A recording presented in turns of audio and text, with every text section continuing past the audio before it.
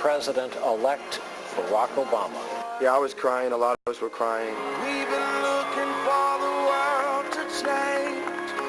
You feel the same. I just never thought I'd see it in my lifetime. I saw a lot of the older black women in Grant Park in Chicago, and seeing that was so powerful. Seeing Reverend Jackson cry, I started weeping. I was just thinking about everything that they had seen in the context of black American history and slavery and the civil rights struggle and how bad it has been for generations before us. The history is shorter than it seems. Let's really tell the story of the journey so we understand the distance traveled. In 1619, Africans were brought to this country involuntarily. African slavery was among the most cruel form of slavery in the history of the world because it was based on the destruction of the family. We alone were stood on auction blocks and sold down the river to the highest bidder. Families were sold away from each other. Mothers and children literally sold away from each other. Slaves in this country were counted as 3/5 of a person. You're only 3/5 of a person, and I have the right, therefore, to own you and to count you as wealth and to buy and sell you. African Americans counted in the same way that you would count cattle.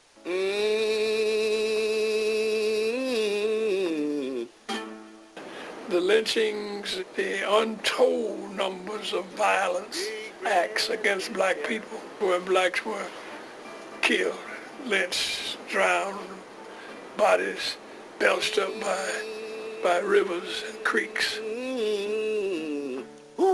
It's amazing that we lived through it, except we did so because of hope. Even during slavery, there were songs, by and by,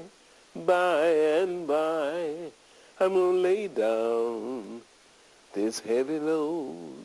Well, my trouble is hard, so hard. Abraham Lincoln was ultimately the president on whose watch slavery was abolished. The Emancipation Proclamation meant that they were no longer slaves. It wasn't over there. We ran into racial segregation and discrimination by law. Life under Jim Crow was not pleasant. If you're black, you can't drink water from this fountain. If you're black, you got to sit in the back of the bus. Because of the color of your skin, you are inferior. I specifically remember passing by an amusement park called Funtown, and we as black children could not go there. Can you imagine a father and a mother having to say to the kids, you cannot go? Yeah, I grew up in southern towns. I experienced a lot of racism called nigger, darky, Sambo. It was a mind-twisting time. You couldn't hardly believe up was up and down was down. When I learned to read, I could read the sign that said, for whites only. And I said to myself, I wonder what that water tastes like. So I walked over to the for whites only fountain and took a sip. And it was the same water. It didn't taste any different. And that's when I knew that humanity had tricked itself. But there were ways that we as African Americans found to keep moving through the cracks of racism. The Supreme Court would not only rule against segregation, but it would be unanimous. As things began to change, we were the first black children, for example, to integrate a school in Atlanta. While some major blows had been struck, there were still many battles to be fought. In part of my life, African Americans did not have equal access to the vote. Very intentional efforts were put forth to keep you from voting. They beat us with billy clubs, knocked us down with fire hoses, bombed a church and killed 4 children to try to stop it from happening. My dad and his team worked diligently to remove those barriers so that we would have a more equal society. We got the Civil Rights Bill and the Voting Rights Act. So that we had to say after that, where do we go from here? The 60s was very turbulent time. The 70s was really a time of recovery for the nation. But in the 80s, and obviously today, we have a far more different society where everyone can reach whatever potential they choose to. And we began to taste the fact that all things were doable. And Dr. King understood that with tremendous clarity. I have a dream. Martin Luther King's dream, stated 40 years ago, we as a people are going to get to the promised land. Somebody needs to stand up and say, yes, we can. That dream came true on November 4th, 2008.